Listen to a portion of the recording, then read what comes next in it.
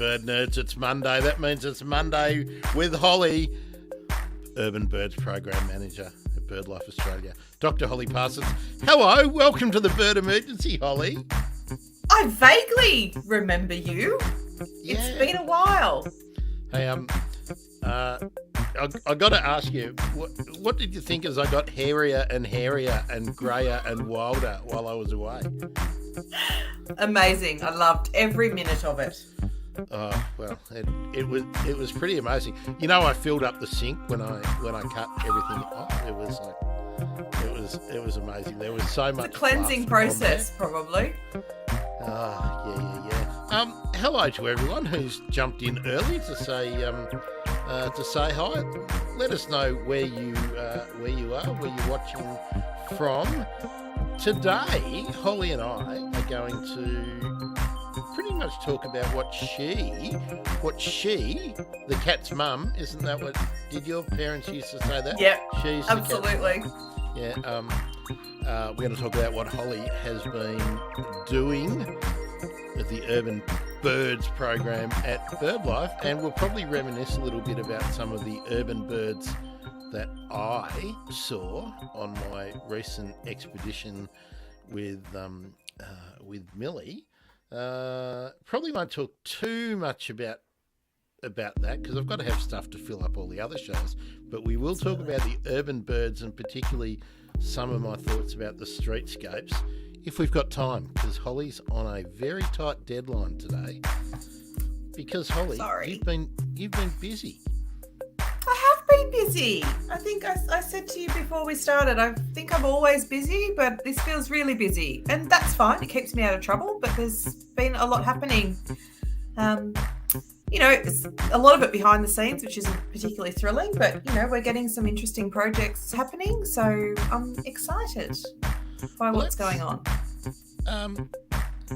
Now, this is a question without notice for you, but okay.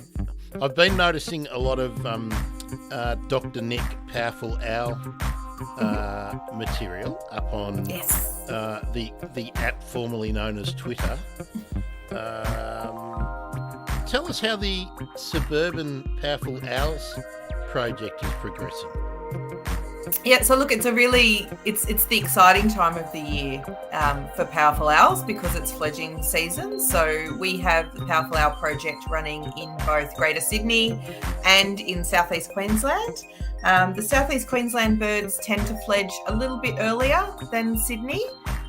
So most of them should be out of the hollows about now.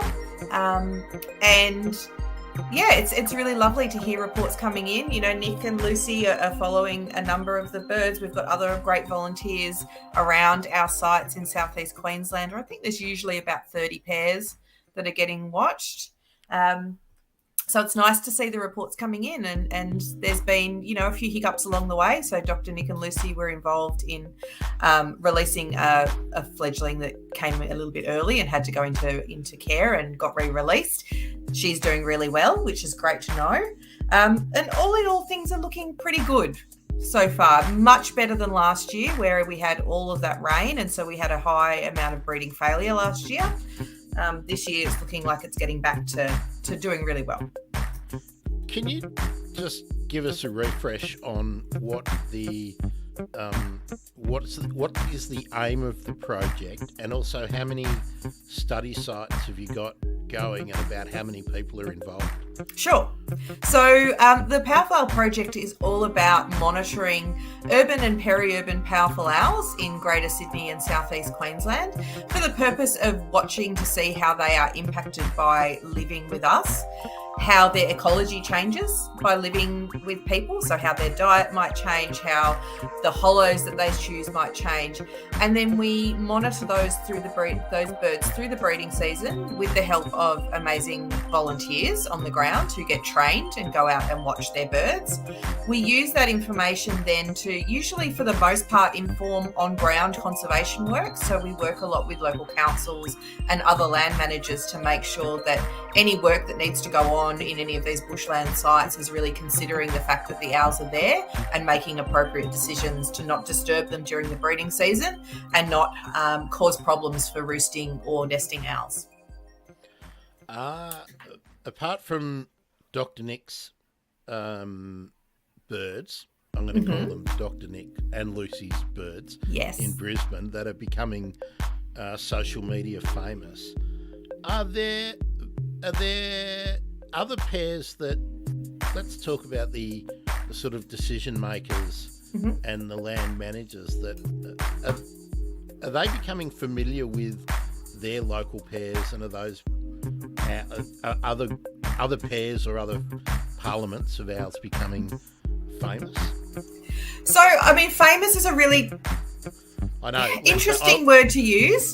That's why I wanted to use it. Good and bad. So, right? Yeah, absolutely. So you'll notice with Nick and Lucy, they don't disclose nest locations. We don't disclose nest locations of powerful owls for our sites. There are certainly some famous birds that where people in general do know where they breed. But for our project and for our volunteers, we keep that exact information really close to our chest, because everybody loves seeing a powerful owl. Don't blame them. They're amazing birds, but they are really, easily disturbed during the breeding season. We don't want, huge numbers of people descending on sites, getting too close to nest trees, because it not only disturbs the owls, it can be problematic. Sometimes powerful owl, the males will swoop. We don't want that to happen if they're feeling highly stressed. So we tend to keep our powerful owl locations very secret amongst, the volunteers that are actually at that site, and then the land managers that are working at that site. As I said, that's not to say that locations of some birds are not known in the wider community, because it's very easy for that to happen. They are really big birds and the general public notices them. But for our work, we like to try and keep it somewhat, their locations somewhat secret as best we can. And are more and more land managers becoming aware of the birds' needs and really making changes in how they do things? I'm thinking of, even things like when you run slashes and lawnmowers and whippersnippers, under trees and around trees in council parkland. I mean, is that the kind of thing that gets changed? Absolutely. So that's one of the things that we try and do with this project, is that we provide information to land managers. We do this particularly in Sydney, where the project really has a real long-term, larger data set. We have a lot more birds. We're talking 150 pairs or something like that. And so we get requests from local councils, or at the moment we're about to actually go out to a bunch of local councils saying, hey, this is breeding season, this is what's going on. But also industry as well. So electricity companies, etc., anywhere that's working in a system where you are getting into bushland habitat. We work with those land managers to advise them where the owls are and what work is better to do at different times of the year to try and minimise impact. So, weeding and slashing directly under a nest tree during breeding season is something that we would say, please don't. But when it's when the chicks have fledged and they've moved to other parts of the territory, then maybe that's an activity that's okay to occur. It's a bit of a case-by-case basis. There's some broad frameworks that we work within, but it often getting that really local, on-ground, nuanced information is really critical, so we can know exactly where the nest tree is and where those key roost sites are. And that changes, of course, depending on the landscape, so we can provide really tailored information on what's going on where at what time of the year. So you mentioned 150 pairs. That's in Sydney? That's in Sydney. In southeast Queensland, we're looking more about sort of 30-ish. So much less common. I think, it's to do with the topography of the landscape. In southeast Queensland, they're much more in sort of large expanses of forest, whereas in Sydney, they sort of come in along those sort of really steep gullies into suburbia. So it's a different layout of the land, which means the birds use the landscape quite differently. That's really interesting. Are there plans to roll it out into Melbourne as well? Well, see, Melbourne is being monitored really well by the amazing Deakin team. Raylene Cook and John White do phenomenal research on powerful owls in Melbourne. And so they monitor a bunch of pairs. They do work on mortality. They've been doing a whole heap of rodenticide work in the last few years and recently had a paper out. They've had a couple of PhD students who've been looking at movement of owls in and around Melbourne. So they are doing amazing work down there. It sort of seems that the Melbourne owls prefer, urban powerful owls, prefer a slightly different habitat than they do in Sydney, than they do in Brisbane, and that probably indicates to me that the birds are adaptable. That the more wild birds, or those closest to the wild, let's maybe say in the outskirts of Brisbane, are still preferring habitat that they maybe would have for thousands of years, whereas the Sydney and Melbourne birds have really adapted to what's remaining, what's available for them, and they're quite substantially different. Yeah, it's really interesting to look at how the different birds in different locations are responding. And so, I think it's partly to do with the fact that they can be quite flexible. So we've seen, in some of our work in Sydney, we've seen a shift in the diet of these birds from being, exclusively arboreal through to, taking some things on the ground that they, like rats, that we hadn't documented up until the last sort of 5 or 6 years.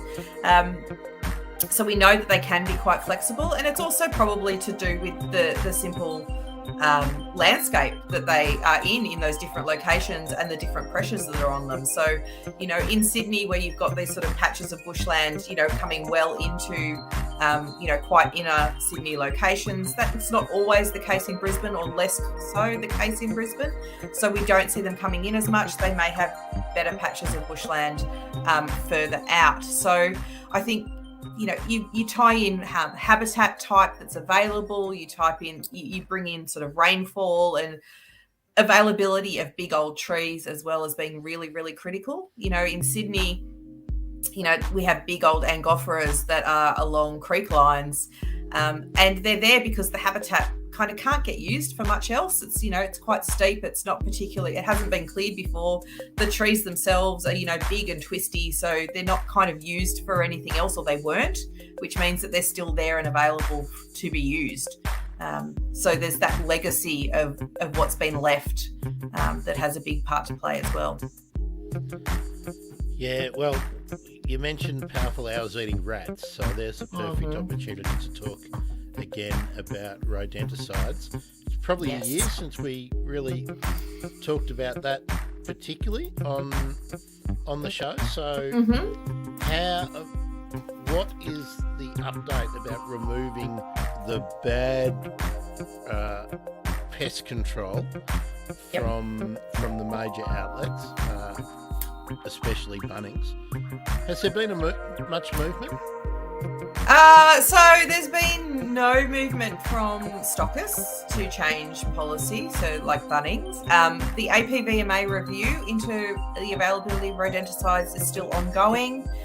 It's scheduled to report out in 2025. We've been asking some questions about that timeline. And if people go to actforbirds.org/rat poison, they can see we have a petition for Minister Murray Watt, the Agricultural Minister, to again encourage him to progress that timeline and see if we can get some action sooner, and let him know that people are concerned about this issue. So people can go to that website to look at the petition. In terms of yep, that's the one. There's a whole range of resources that are there for people to access. You can send information to your local council as well and ask them what products they use on council-owned land, and ask them to make a switch as well. It's a whole bunch of resources on there. As I said, Raylene Cook and John White and others recently had a paper come out only within the last month, which again showed these rodenticides in powerful owls from samples collected across Victoria and a few from elsewhere, but also in boo books and also in tawny frog mouths. So and barn owls, I believe too. So we're seeing, this continual roll of evidence that this stuff is in our environment, and it's in our raptors, birds of prey, and other birds that will be taking rats and mice like tawnies. So the push continues. We've been doing a lot of work, as I said, looking at sort of legislation, talking to state ministers, talking to local councils, and still pushing the APVMA to make the right decision. It's amazing, isn't it, that the review is, sort of 3 years long. Yeah. I think there's plenty of evidence, isn't there? I mean, they don't really need to be assessing or waiting for the collection of more data, do they? You would think, given what has come out in Australia recently, and the precedent from internationally says that there needs to be a change, and so we keep pushing for that change to happen. The encouraging thing, Holly, that I've noticed is a lot of lifestyle and garden kind of programs on TV now mention poisons and are talking a lot more about responsible usage of not only sort of rat poisons, but also poisons in general, herbicides and fungicides and things like that too, which has been a long time coming, hasn't it? But it's good that is happening. Absolutely, that sort of mind shift into from kind of our space that has to be controlled to we share this space with a whole range of wildlife, from insects and invertebrates through to possums and powerful owls. You can see that shift happening, which is really great. We want people to take it upon themselves to understand what impact they're having in their environment, and to consider things like whether they poison or not, and what the best option is. But as well as we don't want to put all of these decisions on the individual. We don't want to have everybody having to read the back of every chemical to try and work out what's okay and what's not okay. There are some broad decisions that can be made at higher levels of government to actually make a better environment in and around our homes, for us and for wildlife too. It's a bit like the climate change argument, isn't it, Holly? I mean, there's, like I've said many, many, many times before, a couple of hundred people changing the way that they choose to do business would radically make a difference compared to 6 billion individuals having to. Absolutely. Anyway, we used to have our medicine cabinets full of poison, and we didn't make everyone make individual choices not to poison themselves. We just took the shit off the market. Exactly. Anyway, Naomi, thank you very much for the Facebook love. So let's get that out. It's nice to have the regular crew back. Hey, look, if you've got a question or something amazing you want to tell us about an urban bird that you've seen or haven't seen, just pop it in the comments and we'll get to it. But Holly, what we're going to mention now, if I can find it, what's coming up? Aussie bird count. Aussie bird count time. The year flies by, and it is almost time for Birdlife Australia's biggest event of the year. The Aussie bird count, which is in its 10th year this year. I can't believe it's been a decade of it. It's fantastic. So from the 16th of October, we're asking everybody to download the Aussie Bird Count app or jump on the website. And during that week from the 16th, go outside, find a great spot, sit, relax, count the birds that you see or hear, and let us know about them. Now, is it still it's a 20-minute count, isn't it? 20-minute count. That's right. And what you're hoping for is that people will go to. Do you want them to try and go to the same spot? Is that the idea? We really like the idea of people returning to the same spot, because then we can better track over time how things are faring, because we're getting reports from the same spot every year. So if you can go back to sites or a site that you have done previously, that would be fantastic. Of course, throw some new sites in. That's always good. And then you come back and see us next year and do that site again. But the more consistent data we can get in, the better. And also, make it on top of the regular backyard bird count that you do for your own backyard, right? Absolutely. Our Birds in Backyard surveys are available year round. So that's a 20-minute count as well.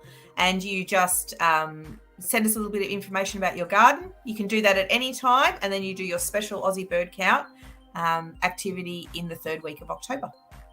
Birdsinbackyards.net. Mm-hmm. Yeah, cool. Okay. Now, Holly, I had set you a little bit of homework. You did. And this is to tie in with our urban birds theme, because I was a bit shocked to see how prevalent, how common the spotted dove, the Indian spotted turtle dove. Spotted turtle dove, they used to be known as. Ringneck turtle dove, I think we used to call it as well. Yep. It's super common here in Melbourne, and I was sort of under the assumption that it was mostly common in Southeast Australia, but it's common right up the east coast, and I was blown away by how many I saw in Cairns. So I asked you, Holly, to check out bird data for the earliest records of the spotted dove in Cairns. So What did you find? So I am finding records from about 96, 97, 98, them showing up. So bird data, we have data going back much further. Not all of it is digitised and online now. So we've certainly got them going back, a good, I don't even want to know, how long is that? Has it been 20 plus years, close to 30 years, which is terrifying. 97, if you said 97, I'd been out of school for, 13 or 14 years. That was my first year uni, was 97. So there we go. There we are. So look, they're certainly around. The hot spots for them tend to be around the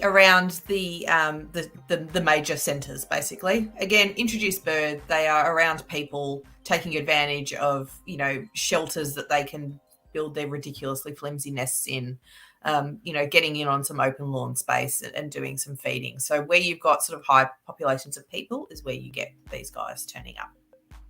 Yeah. But they go further north. They're up in Cooktown as well, by my records. I wonder if they're in Port Moresby. If anybody knows if the spotted dove or the spotted turtle dove or the Indian spotted ringneck turtle dove pigeon thing is in Port Moresby, let me know. Let us know. Now, here's a question. Oh, is that going past your place? Yes, that was. Was I that don't know a what truck? that was, sorry. Was that a truck, or was that the really dodgy car, I think? Or was that they're Big doing gas those guzzler. flyovers? They're doing the South China Sea in your backyard. Well, look, I do have the local regional airport is down the road, so we occasionally get some things going overhead, but that was just a dodgy car.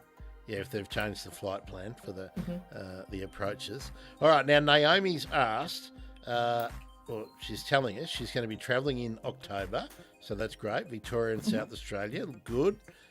Southern emu wrens, I hope you'll be looking for.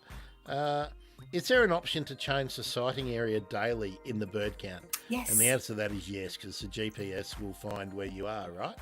Absolutely. It will automatically locate you via the app. And you can fiddle around and drop the pin in certain locations if you need to fine tune it, and you can do it wherever and whenever during that week. So 7 different sites, 14 different sites. If you do 2 a day and you're moving around, that's totally fine. Yeah. And how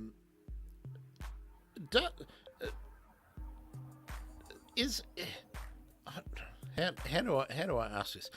Does any of the bird data that it, because all of the stuff that's collected for birds in backyard counts, and the Aussie bird count is put into bird data, which is that's right, the data set that's maintained by Birdlife Australia. Yes. Does any of that get into the same data set that Cornell are maintaining with eBird? With eBird? Yes. So there is a data sharing agreement between eBird and Bird Data. And so it's reciprocal. Bird data, we tend to take not everything from eBird, because a lot of our work is much more structured in monitoring rather than bird lists. It's kind of 2 different purposes. eBird is fantastic when you're going for a walk and you're just documenting what you see and you're keeping your own personal list. With bird data, we have a lot more structured monitoring, which gets used for our reporting out, where we like consistency, the same method being used, the same amount of time, the same physical area being surveyed. And so from the bird data side of things, we have a relationship with eBird where data that matches certain criteria gets sucked over into bird data for us and other people to use. It's free access, open access. Cool, but people have to request it, don't they? Like if people at Cornell wanted it, they have to request it. It doesn't automatically go in, and I think it's not available to everyone to see, is it? It's not available for everyone to see, no. Okay. So, for example, some of our species are considered sensitive species as according to our policies, and so there's buffers put on exact locations of data. We work really closely with the eBird team. I can't remember the exact process of what's automated and what's not, but I think it is changing when we're moving towards a much more automated system. It's easier for everybody. But yeah, there is data sharing that goes on between both. Absolutely. Cool. All right, another comment. Hello, Vicky. Vicky, hi. Nice to hear from you.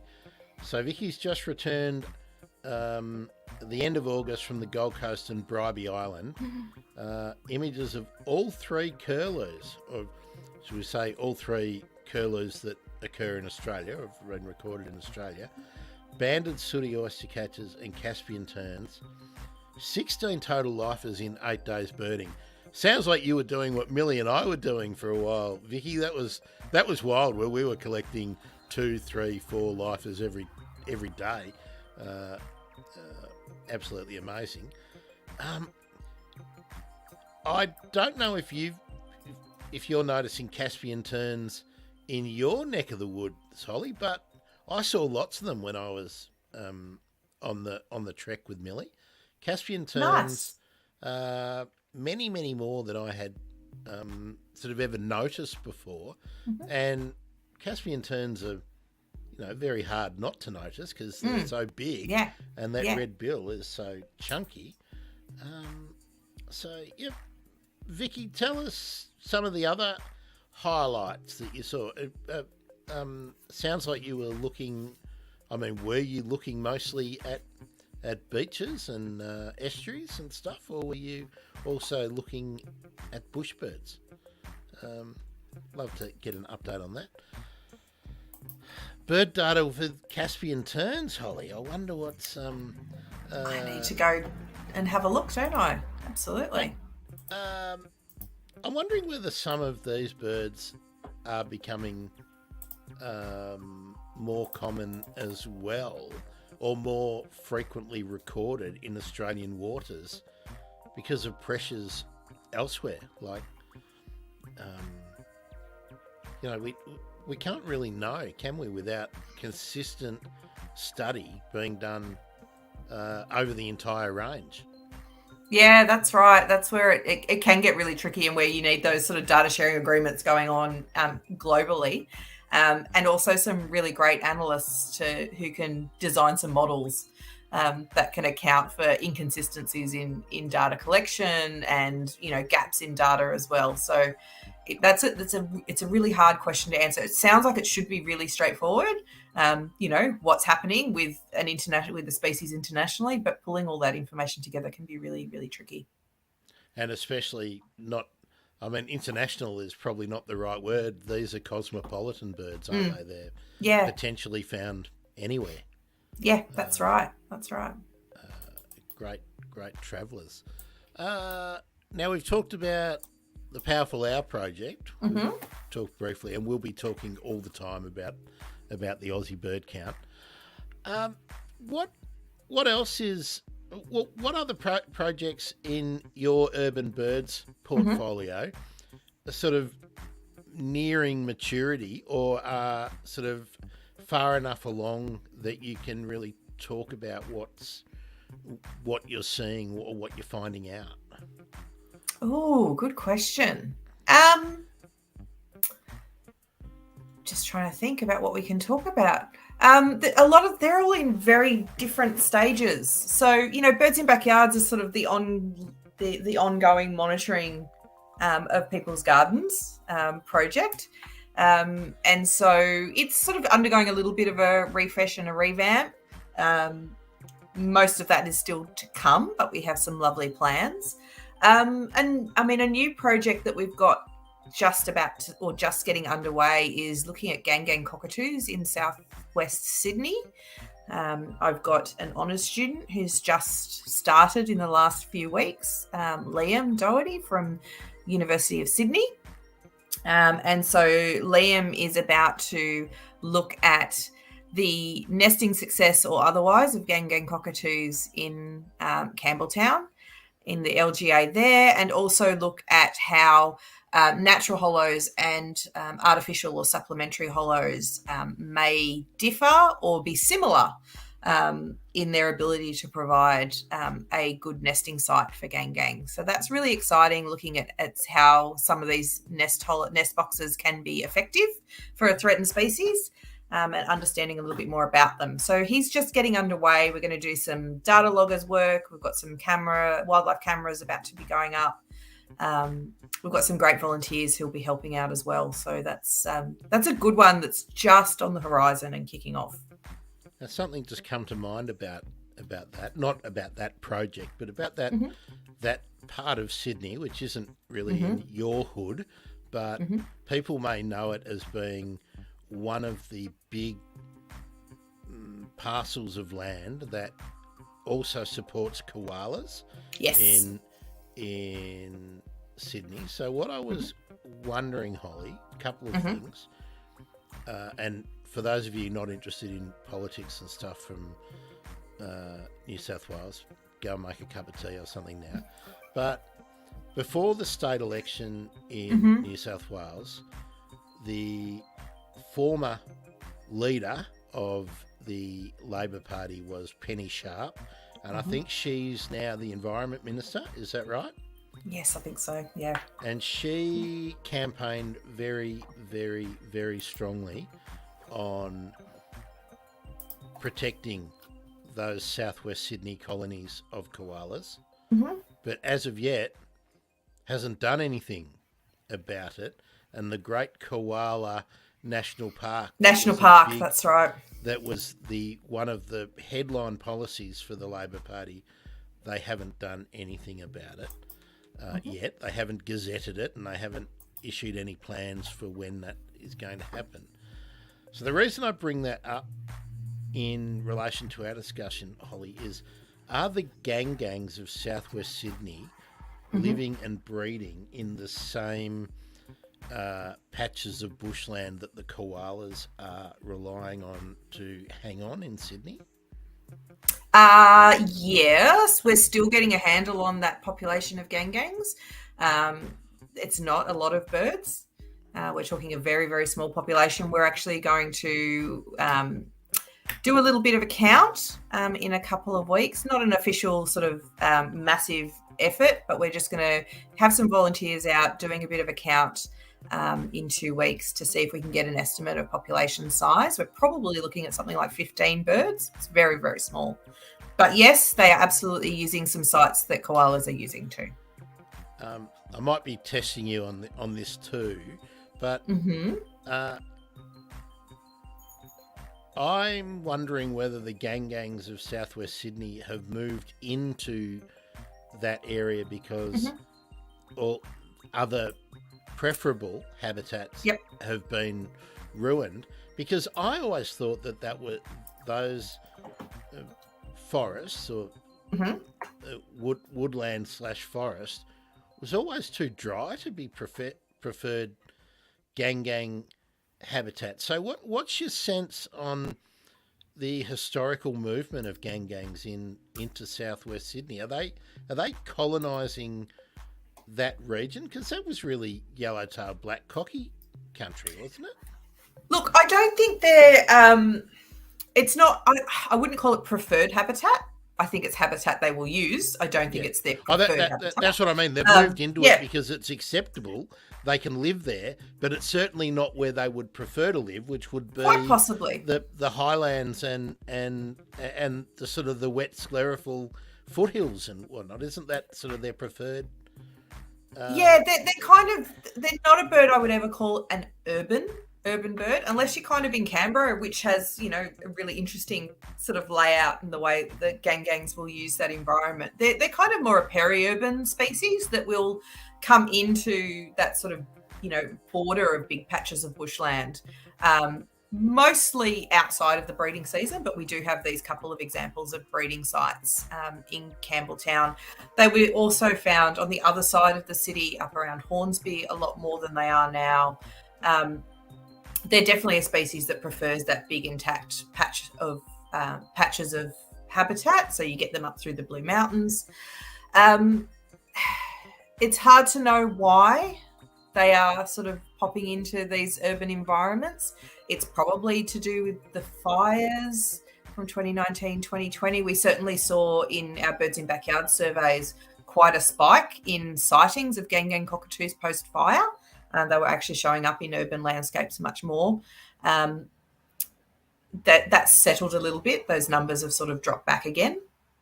It's really hard to know, but it's a really interesting area to explore. How can we make these environments more available for this threatened species? How can we better protect these environments alongside big patches of natural bushland to ensure that we can protect them, because they're a species that's undergone a really, really rapid decline. We're doing this work on nest boxes, but understanding what makes a good nest box for these guys is important to know, but it should never replace a hollow bearing tree. So we don't want to get to the point where nest boxes are the go-to. They should be the insurance policy, not what we do. We don't get rid of the big trees and just throw in some nest boxes. That's rubbish. What we should be doing is looking at how we can enhance habitat and keep the hollow-bearing trees alongside it. Or maybe retain habitat, rehabilitate and enhance habitat, provide breeding opportunities. I mean, the list goes on. But it's a good conversation to have, because you just brought up a couple of things that we don't always talk about in terms of habitat loss. Like, we've got the urban sprawl and land clearing. Then you have the periodic disaster like the bushfires, which means once that habitat's gone, that's before we've got hollows. Well, look, it might be 30, 40 years before we've got mature feed trees. Yep. And then it might be another 100 years on top of that before we've got naturally occurring hollows. So there's got to be somewhere else for the birds to sort of recuperate or rehabilitate the population if need be. But at the same time, we're fragmenting that habitat by always putting in new roads and, new drainage schemes and new housing. So we often focus only on one of those factors when we're discussing, land use issues. You know, we're all protesting about a new development, but we need to always be recognising these historical pressures, because a lot of people have sort of moved on about the bushfires. They don't even consider the impact, but that impact continues for generations Oh, and generations. absolutely. And that's Absolutely. generations in human terms. It's, you know, could be 50 to 100 generations of some of our favourite bird species. Absolutely. You know, you're talking, I think, gangs, it was something like 30% of their habitat, like their distribution burned. That's a huge amount. That's like a third of their reach was damaged in some capacity. So when you're already talking about a species that was in significant decline, that makes it really challenging. And so, you know, while, you know, I love working in the urban space and I'm all about creating spaces for wildlife and particularly birds in urban landscapes, you know, when you're talking, I like to think of the urban space for something like gangs as kind of being the refuge, like a place where when these big events happen, because they are going to keep happening and they are going to keep happening more frequently as we move forward, we need to have these refuges available to support them until so they can move back into more natural habitats. You know, when we're not going to have, you know, a huge influx of gang cockatoos always living in urban landscapes, but they're important resources for them to use when they need it. Holly and Grant, why are you only talking about gang cockatoos? Sorry, Cocky. Yeah. Because you guys are fine. Yeah. Sulphur-crested cockatoos, you're doing okay. Yeah. Highly adaptable. So we will no doubt be talking more and more about pressures, but it's one of the... I'm sure we've talked about it before, Holly, where sometimes when people will say, oh, wasn't it amazing? We saw such and such a bird in this place that's never been seen before. And bird watchers and twitchers will sort of go, oh, that's amazing, and that's another one to get a tick. And I'm thinking, no, it's very, very far from amazing. It means that the birds had to leave somewhere and turn up somewhere else. Not all of them. I mean, there's plenty of birds that are highly adaptable and are extending their ranges as a result of human interference. But most of them aren't able to do that. And if we're seeing birds that have never been seen somewhere before turning up somewhere else, it's probably because they're refugees. Yeah. In a lot of cases, that would absolutely be the case. I mean, it's a broad brush, but yes, you know, you do have to see these. You know, these birds either have to move into some of these spaces or perish, and so it's not necessarily that it's a good alternative. It's just the only alternative they have in a lot of cases. And if a new honeyeater is turning up into a location, that means that the existing honeyeaters become under pressure, because there's usually not enough space for the new ones to just move in, and the food resources to be available, and the nest trees to be available, and the territories to be available. So, yep, that's yes, right. Yes, I mean, in some species, it's what happens. It's, you know, your boom and bust cycle of a barn owl. You know, a bit of rain and all of a sudden you get, you know, a total inundation of barn owl breeding and chicks fledging absolutely everywhere. But as soon as that resource has gone, as soon as that mouse plague or whatever has disappeared, then you get, you know, the mass die-off events. But that's the nature of some of those species for sure. Definitely. Now let's just have a quick look, because Vicky's taken the time to tell us lovely. what she has been seeing and photographing. So red-backed fairy wren, male and female. Nice. Very good. Beach stone curlew. That was one that eluded me the whole Oh, really? trip. Yeah, didn't get to see beach stone curlew. Plenty of bush stone curlews. Very good. Eastern curlew. Rufous shrike thrush. I like the rufous shrike thrush. Nice. Eurasian crow. God, is that one of the most common birds in the country? I wonder. Glossy ibis, very nice. Magpie duck, I'm going to venture that's actually a magpie goose. Goose, yep.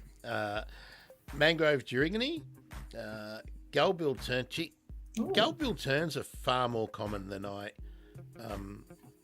had really appreciated too. Mm-hmm. Saw lots and lots of them. Australian gannet, Gannets. comb-crested jacana. They're very abundant too, from what I saw. Rajah shell duck, one of the most handsome birds you can see on a waterway in Australia. Buff-banded rail. Got a very nice look at a buff-banded rail just out of Mount Isa too. Very nice. So yeah, that's some beauties, and it's good that you got to photograph them all. Let's see, Holly.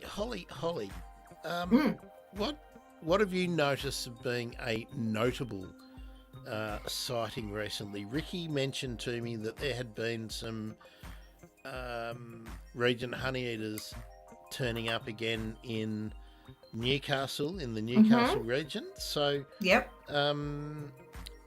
Anecdotally, what are you hearing about what has turned up in your neck of the woods, or that's coming across? Where people are saying, "Oh, very excited! They saw something somewhere." What have you noticed? Oh, you know what I haven't noticed yet is coels and channel-billed cuckoos. I haven't heard them yet, and they're usually around my place by now. Channel-billed cuckoo. I saw one when it was one that obviously stayed over. It was the first one I'd seen flying close by. They're amazing. They're cool, hey? When they're flying. And don't they make a racket? They are just astounding birds. So, see, I'm wondering whether we might start to even get channel-billed cuckoos turning up as the climate changes, and that our winters are warmer, and that our maybe our dry summers might become slightly wetter down here in the south. So I'm wondering whether they might start to be regular visitors. I have no doubt. We've already seen that with coels. They're becoming much more common down around Melbourne than they were even 10, 15 years ago. Bloody devil bird. I quite like them. Yeah, they're fine if they're not sitting outside your window going all day and all night. I get them doing that. Yeah, they're really common around my place. But I've noticed their absence at the moment. And having said that, I bet you tomorrow morning I get woken up by the sound of one. That's right. Well, my Randy Blackbird is at it. I noticed some really interesting pair bonding behaviour. The New Holland honeyeaters day before yesterday too, that I hadn't seen before. They male chasing a female around a plum tree. I think it was definitely one of the prunus anyway, with flowers on it. So just bare of leaves, but plenty of flowers, and just hopping around chasing each other, or the male chasing the female, not vice versa. No mating behaviour. It was just like a game of tag. Just it went on and on and on. I had not seen that before. I have seen them flying around chasing each other, but often the roles seem to be reversed. That they chase each other around, and it looks like a bit of a game. But this was definitely all one way. I think ardently amorous behaviour. I think so. Nice. I've certainly got a pair of pied currawongs that always have nested for the last, I reckon it's got to be 4 or 5 years in a big eucalypt a few houses down from me.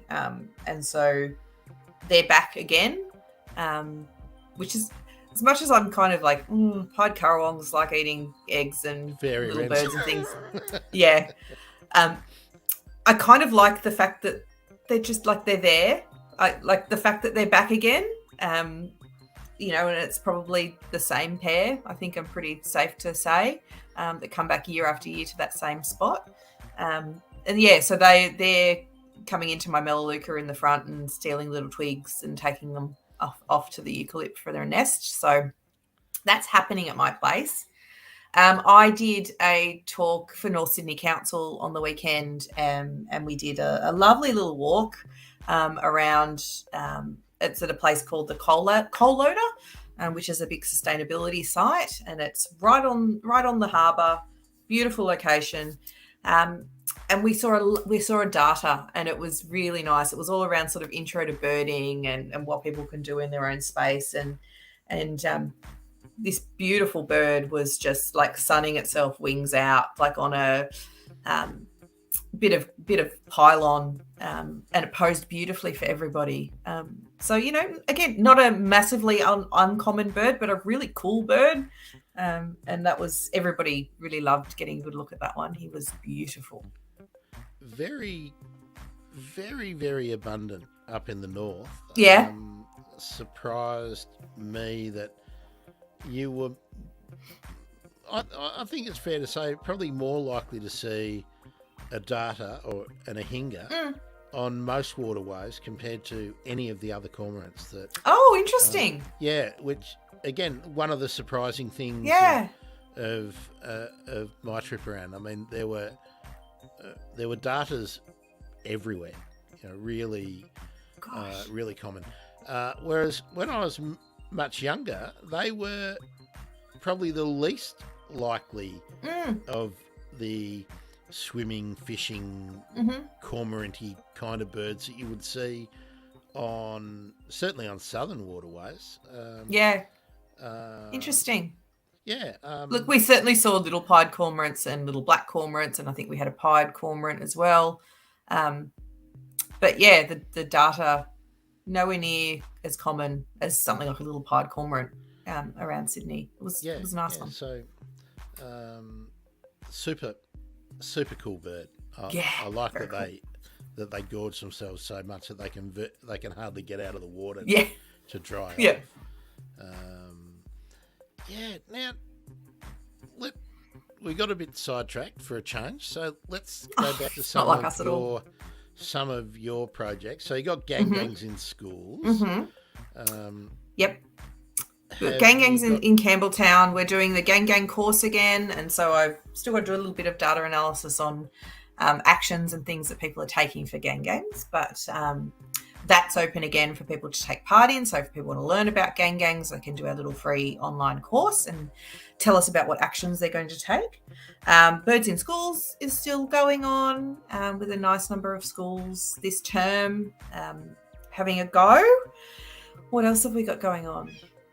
I've got another honours student again at Sydney Uni who is looking at superb fairy wrens. So I'm very happy. So what's the aim of that study? So Genevieve Hegarty is her name. So she's the University of Sydney. So she is looking at local level characteristics of habitat characteristics and landscape level habitat characteristics that are supporting superb fairy wrens, particularly through the inner west of Sydney. It came about because fairy wrens, or superb fairy wrens, are often used as the poster child of sort of bush regen work, and they're the bird that everybody likes to get coming in. And so we wanted to see, how abundant they are across these, really urban environments, whether they are abundant at all, and what factors are influencing whether they're there. How connected does the landscape need to actually be if it's going to support fairy wrens? They're territorial, they stay put year round. So what happens? How likely are you to get them when that landscape starts to fragment out and the connectivity is not great? So she's doing a lot of veg. Yeah, sorry. So will that study sort of look at sort of landscape and habitat mapping? Is that the kind of thing? And then that's right. So she's doing some species as well as vegetation communities. She's looking at the vegetation communities and the structure of the vegetation on ground. So she's doing some local vegetation surveys. She's doing some bird surveys to look at the bird community overall as well. And then looking at GIS layers to look at mapping the connectivity of the landscape and what the surrounding landscape level is like. She's also doing some camera trapping, looking at the presence of predators. And so she's been putting some camera traps out, looking at cat, fox and rat abundance at these sites, which has been terrifying to say the least, because all three are everywhere. Yep. Cats. Poor. But that's a good approach, isn't it? Like integrating the different sets of data that are already available, and then utilising, the range of technologies that are available to collect data, rather than just focusing on one method of data collection. So, sounds like Genevieve's going to be very busy. She is very busy. She's doing an amazing job, but it's really interesting, and it should help us sort of understand, at a range of scales, how we can better create habitat to move these guys in at a site, but also connect the landscape up as well. And that's Sydney Uni, you were saying, Genevieve's at as well? Sorry, I missed that, Grant. My phone decided to ring. And did it? I wondered. I thought you might have had a visitor coming in. Yeah. Sydney Uni, is that where Genevieve? Yes, Sydney Uni with Dita Hoculi. Yep. Oh, with Dita. Oh, cool. Yeah. Hello, Dita. Actually, that reminds me. I have to invite Dita onto a conversation that we're going to have shortly with someone who inadvertently photographed a undiscovered parrotfinch. Oh no! So, yeah. In not in Australia, but yeah. But they were out photographing butterflies, and inadvertently, they meant to photograph the parrotfinch, but they didn't know that it was such a big deal. So, cool. Very nice. Cool. But Dita's a butterfly man, isn't he? So, yes. That'd be cool. For those of you who don't know, Dita is one of the co-authors of the great Urban Field Gnats guide that came out last year. So, that's right. Which you should go and buy, and which I have it on my other bookshelf, so I can't hold it up like I usually do. All right, Holly, what else is on your list? I should have pulled up the Birdlife page, but then whenever I do that, you go, no, they're not in my group. They're not in my group. Look, that's my active projects at the moment. A lot of my work is a bit of behind the scenes strategy stuff, which is really boring and so not really needing to go into. So I'm doing a lot of that at the moment. But what have we got coming up? The other thing that I've really been enjoying is that we've been doing monthly evening webinars for our Urban Bird supporters, so people on our little mailing list. And we've covered a range of different topics, and that's been a lot of fun. So if anybody wants to join in on that, then you can just register, get on Birdlife mailing list, so birdlife.org.au, subscribe, and you get put on my list, which means you hear from me with some quarterly newsletters, and then our monthly webinar series. You can book a little free spot. So we've been covering a range of topics. We've talked about bird ID and how to watch birds with Sean Dooley. I did one on surveying, but we've also talked to Camilla and Chris from Egg Picnic about birds and art, and how they use their art for conservation, which was really interesting. And then we talked just last week with Kathy Cavallo from Remember the Wild on nature connection and storytelling, which was really great session. We had people sharing stories in the chat of their bird stories and what they love about birds, and a moment that was really special to them. And it was a really, really great session. I really enjoyed it, and I hope everybody else did as well. if people want to watch them, they're on our YouTube channel. So if you just put BIBY TV into YouTube, it will come up with the Birds in Backyards YouTube channel. There it is. Yes, I just happen to have the link handy. But yeah, you can just put in Birds in Backyards and it'll come up too in YouTube. Now, while you're mentioning YouTube, now for those of you who are watching on another forum other than YouTube, please head over to YouTube and follow the Bird Emergency. Yes.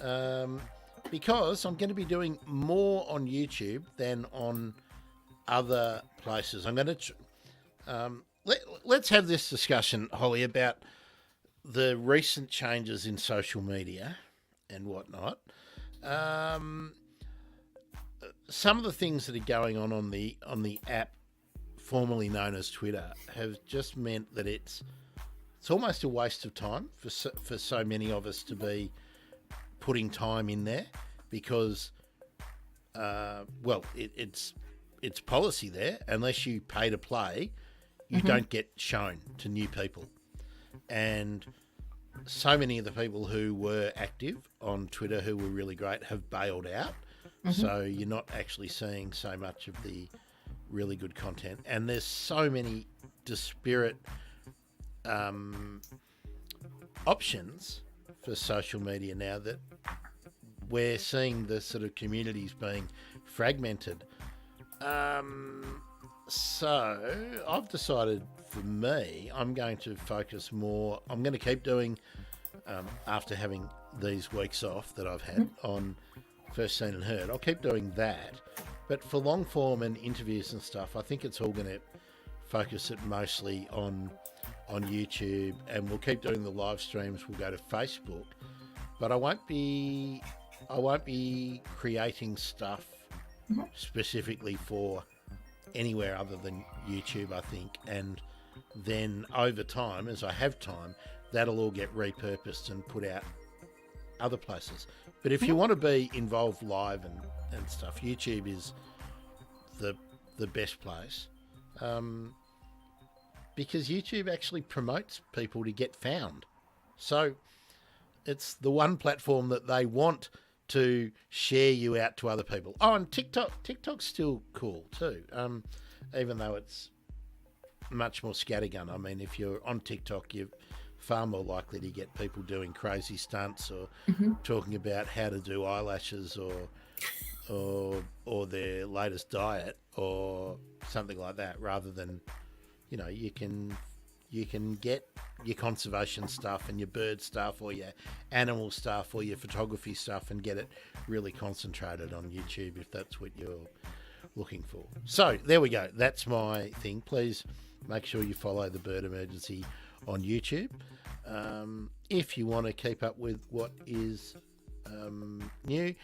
And I'll be back into the members only stuff as well this week, next week. So so we'll get back into that. But Holly, where are you concentrating your social media efforts? Like, it's difficult for you, I think, because the organisation has to have like a policy, and it's got people who are employed to do stuff, and sometimes the organisation can't react quickly to the changes that are going on. So from Holly's point of view, where are you getting sort of good interaction and reward for effort for posting on socials these days? Really good question. I admit that I've been a little bit swamped lately, and so my social media usage has been pretty lax in the last couple of months, I have to say. I will give a massive shout out to our Birds in Backyards Facebook group. And so Naomi and Vicky are two of our amazing mods on that group. They put in huge numbers of hours for that group. It's a good place to share images and share stories about birds and ask questions. So the Birds in Backyards Facebook group is amazing. Like you, I haven't been doing much on Twitter at all. I just, from our perspective, I'm just not getting the clicks and the likes and all that sort of stuff. Well, you're not getting shown to anyone. And the new people. Yeah. I don't see your stuff now. It doesn't get put into my feed. Whereas on Instagram, I'm seeing. But yes. So yeah. So I tend to sort of share things on Instagram a lot more than I do on Twitter. I am overdue. I've got a whole bunch of things I need to post in the next couple of weeks, so I will be getting a little bit more active. I've got to make the time to do it. I want to explain a few things too to people about, because sometimes people say to me, why don't you go live on Instagram? Well, Instagram won't let you go live in the way that we do it here. I can go live on Instagram holding up my phone, but Instagram won't talk to the studio software that I use here that lets me stream out to, we're going live at the moment to Facebook and LinkedIn, YouTube, Twitch, and Twitter at the moment, or X. So now, and if we set it up, I could be going live to your Facebook group, and so I could be going live to where a lot of people already are. But Instagram doesn't let us do that. I have to do it independently here. And I could set the phone up and do Instagram here, but then people can't comment in the same forum. So I've got to watch another screen looking for people doing Instagram, and I can't share them and everything. So if Instagram doesn't want to be part of it, well, then we'll leave it to the fashion bloggers and the beautiful photo people in Instagram. But you sometimes we sometimes have to do what suits the format of what we're doing. And I want people to talk to us and tell us what they're doing and share, so we can know about everyone else's patch. And as Vicky shared what she's been seeing, and Naomi shared what she's been seeing, and plus people can have a crack at us if they want to as well. So Yay! That's a daggy hoodie you've got on there, Grant. That's a very daggy hoodie. Holly, you need to colour your hair. Yeah. All that fun stuff. Holly, what's going on with your roots? Is that what they say? Yeah, pretty much. And they should be. It's pretty bad at the moment. Or you need to water your plants, which is the other thing I need to do. Yeah, or why isn't there anything on your blackboard, Holly, like I said before? Yes, Grant. Haven't you been teaching your kid? Often you've got stuff on there where you've been obviously sharing knowledge with your child. What's going on now? It's not anymore. It's very zen. It's very zen. Clear your space. It encompasses my mind. Like there is nothing going on in there at the moment. Clear your space. Clear your space. What have you mentioned your currawongs? You're seeing them starting nesting. Yeah. But have you been out looking at birds, or have you just been too busy lately? Look, I've done a little bit. So I honestly don't get to do that much birding now that I am working at the computer most of the time, and then have a 6-year-old, which means that most of my weekends are ferrying her around doing things. She doesn't mind a bit of birding, but you have to keep it pretty simple. Has she got a favourite? Sulphur crested cockatoo, Grant. Oh, well, that's they're engaging. That. Yeah, I can understand. Yeah. She loves them. Yeah, she talks to them. She thinks they're great. Now, I'm pretty sure I haven't asked you this before, but I just wonder. Of course, she's got her own set of binoculars. Pair? No? Oh well. No. Holly not at the moment. Actually, no. Holly has to buy the kid a pair of binoculars. No, I do actually have a little pair. I just can't find them in her disaster of a playroom at the moment. But yes, she does have a little pair. She's still at that age, though, where it's really hard for kids to use binoculars, so I'm kind of easing her in. I'll occasionally let her use mine, but she gets frustrated very easily with them because, it's hard to use. They're hard to use for a kid. Well, they're heavy and they're too big for their head. Yeah. Too big for their eyes. And the little ones, and, the magnification's not great, so... Yeah. So I don't rely on them a lot with her. I will just point out interesting birds when we're out and about, and she's very happy to do that. But interesting bird, like what a birding I've been doing lately. I have actually, I mean, I did a nice walk on the weekend in North Sydney with some lovely people. And then a few weeks ago, I went and did a bird walk with Sydney Bird Club, which was really fun. We went to Sydney Olympic Park, to the Waterbird Refuge. 35 odd species I think we saw. There was a huge number of people that went, but everybody was super keen, really friendly, range of skills from experts to novices. We saw heaps. It was fairy wren central. They were everywhere. There was a kingfisher. There was redneck avocet. There was spoonbills. It was awesome. I had a really, really great morning doing that. Now, when you said a mega amazing, huge amount of people, what are we talking? 50? I think it was close. Yeah. Yeah. It was a really big bunch. That's a big group for it's a big group walking. Yeah, it is a big group, but everybody had a really great time, and despite the size of the group, it worked really well. It was a lot of fun. I'll be going on one of their bird walks again for sure. Very cool. Now, Ricky and I are looking to maybe do some on-site shows and then following up with some bird walks. So awesome. Probably won't happen till sort of next year, but that's what we're going to look at doing. So if we get that on the go, of course, if we're in Sydney or in Newcastle.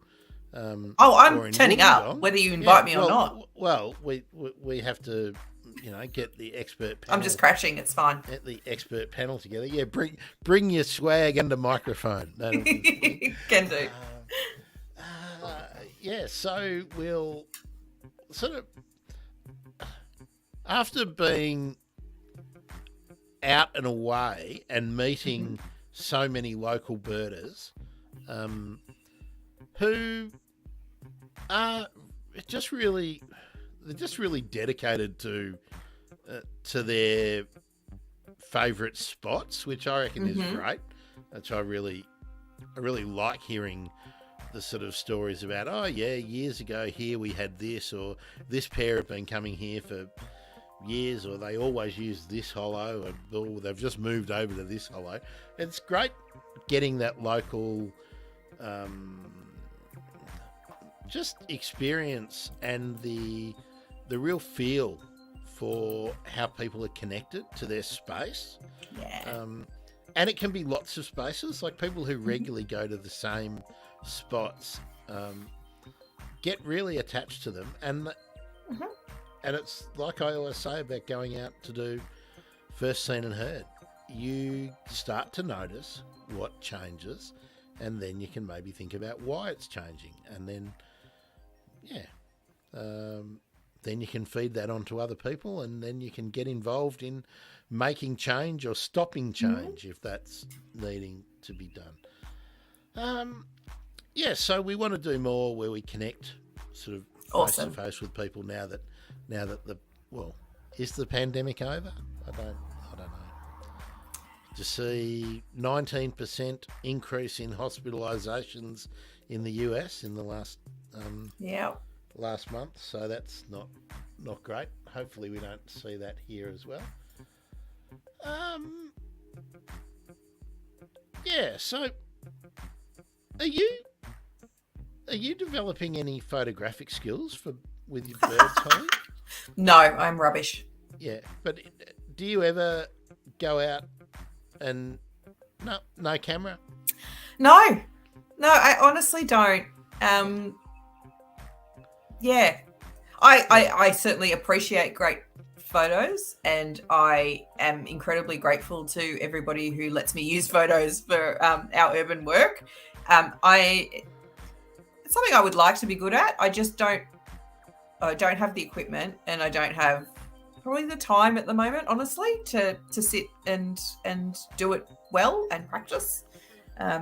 So I am just thrilled when I get to go out and do any birding. So I concentrate on that rather than taking photos. It's very difficult to enjoy the birding when you're concentrating on taking photographs. Yeah. I found. So I kind of put the camera pretty much back in the pack. I found it too difficult to enjoy birding while I was trying to take photos in a place you don't know. That was the other thing. I think if I was more familiar with the birds, like the locations, I would probably. Well, we'll find out. We'll find out over the next few months when I really do get stuck into it around here. But yeah, that really surprised me because I didn't think I would find it's so frustrating to be trying to set up nice shots and everything when I think I've said it a million times. I'm far more interested in watching what the birds are doing rather than me too. Than the birds I'm ticking. Right, I'm far more interested in watching behaviours. Yeah. That surprised me. So So I totally agree. That's me as well. And I think if you're in a new spot, you don't know your regular birds that you should be expecting. You don't know the location you're best going to find them. Everything's new, and so you want to kind of be in the new moment rather than just waiting for the perfect shot. I can totally understand why you weren't doing as much photography. Now, I don't know if the magical powers of the internet have just filtered out, but we just got a nice thumbs up on Facebook from Nicholas Rakatapare, my Sometime Photography Friday collaborator. So the minute we start talking about bird photos and photography, good on you, Nico. It made me actually appreciate the art that Nick and all the other great bird photographers and videographers do, because it's really it's incredible. Yeah, I mean, you have to be in that space where you regard it as work and you are looking for particular shots and trying to set up and capture different things. And it's a totally different space to birding, I think. So I'd love to hear people's experience. What's Naomi telling us about that? Interesting, Naomi. If you don't have the camera, I feel naked. Well, look, I'll tell you the other thing that would drive me mad while I was out and about was having the camera round your neck or in one hand and the binoculars round your neck or in the other hand, and I just found that really frustrating. So I would probably have to kit up a lot better for being able to put something on the hip or be able to click something onto a vest or something, so you were still able to do other things. And of course, being a plant nerd too, I was always stopping looking at plants and I just found. All right, now here we are. The camera is the binoculars. Well, I'm still not there with that. I still don't find the I don't know. Look, this is something we'll just keep talking about more and more. But I have to get the photography bug again. I think I just was taking photos of plants. I've just got all planty. Nice. Yeah, I saw some amazing plants too. I've got to say. Yeah, I bet. But the looking at things looking at plants and vegetation the way I do, I'm amazed at how much of the country, even in the wilder parts of the country, had been broadacre cleared, and a lot of what we're looking at is thinking it's really, really good bush is actually just regrowth, and it's all of sort of uniform ages, and that the vegetation community is still significantly altered, but to, I don't want to say untrained eyes, but it's really deceptive. You can think that this is really wild bush, and it's not at all. It's just sort of thick from a human point of view. So I was a little bit jarring, I suppose, at how much of these places that I thought were really wild are not actually really wild. Even the places that are really, really rural and far away, it's regrowth that we're seeing, and then you're seeing dominated by 2 or 3 or 4 species that are all of uniform ages, and you're thinking, well, no wonder we're not seeing that many varied types of, for instance, honeyeaters or lots of the different bush birds. There's still that, I don't know, it's a bit like urban landscapes where you get 5, 6, 7, 8 species that really do well in a changed landscape. And anyway, I mean, there's no data on all of this stuff. It's just observational. Yeah, and could be wrong because I've just passed through, but that was the gut feeling that I got from so many of the places that I expected to be really wild. I didn't really feel that were really wild. Australian pratt-and-coals. I saw a lot of them. Oh, wow. Once we got to Normanton and Georgetown, I think, Normanton, Georgetown, and inland from there, lots of Australian pratt-and-coals flushing from the side of the road.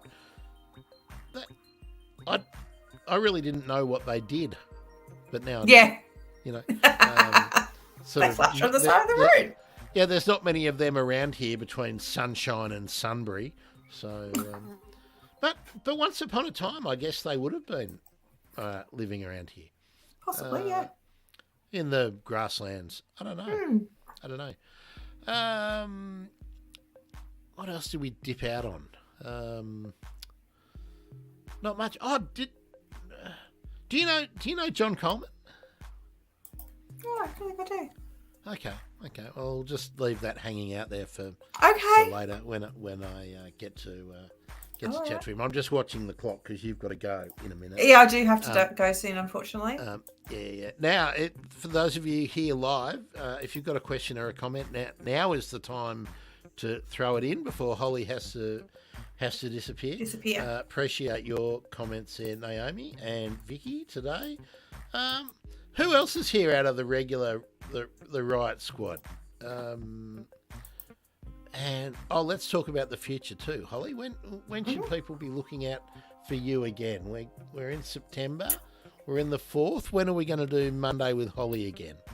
So let's do the 18th because then it's school holidays, so I'll be off for a couple of weeks after that. So we'll do the 18th at midday on Monday. Let's do the 18th. I'll set that up shortly, and I'll put my green dot, which is Holidays of Green, on my whiteboard. So, yes, we'll put that up.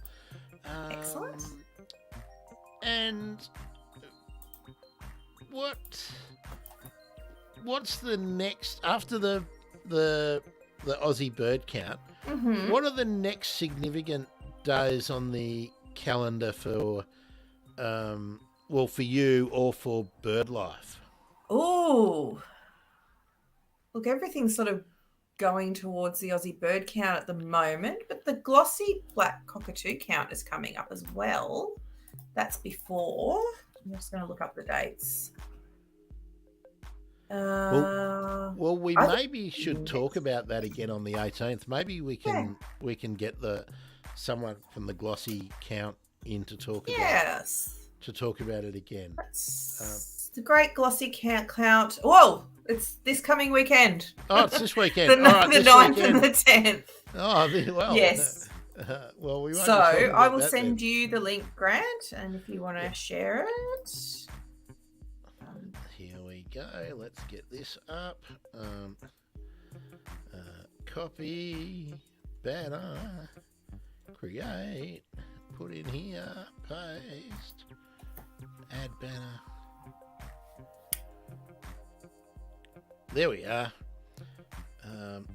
birdlife.org.au/events/the Great Glossy Count with a hyphen in between each of those words. The Great Glossy Count. I might just make an easy link for that and have birdemergency.com/glossy, and that might go to that. I might do that this afternoon. And then, the other big event coming up for us is the Australasian Ornithological Conference. AOC is at the end of November. So that's our next big event in Brisbane. Being held in Brisbane? In Brisbane. Now, is that a BirdLife event, or is it a partnership with a bunch of groups? It's a partnership. It's a bit of both. I'll dig you up the website now if anybody wants to have a look, because it's open for professionals, amateurs, does not matter. Ornithological Conference. There we go. It's open to everybody to attend, regardless of what level of birdie you are. There's a huge range of really interesting talks. So feel free, if you're in Brizzy, to look it up and come along. It's a BirdLife-led event, but has a whole heap of sponsors and organisers that help come on board as well. And it should be awesome. I can't wait to see lots of people that I haven't seen for a very long time, and to talk birds. I'll just, before you head off, we might just share that page and have a look at it while we're on here. There we are. Let's pop this in. Pop in. There we are. Let's have a look. So I was going to say, I should say it's shared between BirdLife Australia and Birds New Zealand. I was going to say that's a New Zealand bird. Yes. I was just about to make that point. That's the New Zealand robin. Yeah. So we alternate between events in Australia and then events in New Zealand every. Okay, so there's years, Hugh, Bruce McKinley. Okay, Centre for Biodiversity and Conservation Science, QUT, Fauna Tech. Wow, good on you. And Habit. Why isn't that coming there? Great. So that's fantastic. All right. So lots of stuff there. Lots of stuff. Yes. We might. Last week of November. And we might feature. We might. Well, we will. We'll talk about that more. Yeah. Absolutely. Down the track. So that's coming up November. Gee, fast approaching. It's amazing way too fast. Yes. It's amazing when you're not at your desk for about a third of the year or a quarter of the year, and all those things come and go. Okay. Well, I'm almost back in practice. The 18th, you and I are back chatting about urban birds. Yes. I might invite our old friend, one of our old friends, on for that day too. We might. Someone called Daryl. That would be lovely. Haven't had Daryl on for a while, and we can go cosmopolitan if he's available. So there we are. I believe he has some stuff to talk about. So yes. I did notice. So that was what just jogged my memory. Tomorrow, guess what I'm doing tomorrow at 3:00, Holly? I'm guessing you are going to be talking to someone really awesome. Birdwatching deep dive with Ricky. So see, I was right. Yes. Awesome. So we're doing that tomorrow, and then it's a couple of weeks before Ricky can come back. So the 26th, I think, will be the next one. But we're going to have a bit of fun, and we're going to look around the rare bird alerts, rare bird alerts from around the different continents. Did you see the interesting one on Facebook this morning about can someone please help? What's this? Starring a goshawk and a spotted dove. No, I didn't see that. Well. Oh, okay. Well, we'll talk about that, I think. Go and search. Here we go. Naomi's got a question. Oh. When people do the bird count, are there evaluators or moderators that check to see if a sighting is rare or unusual for an area?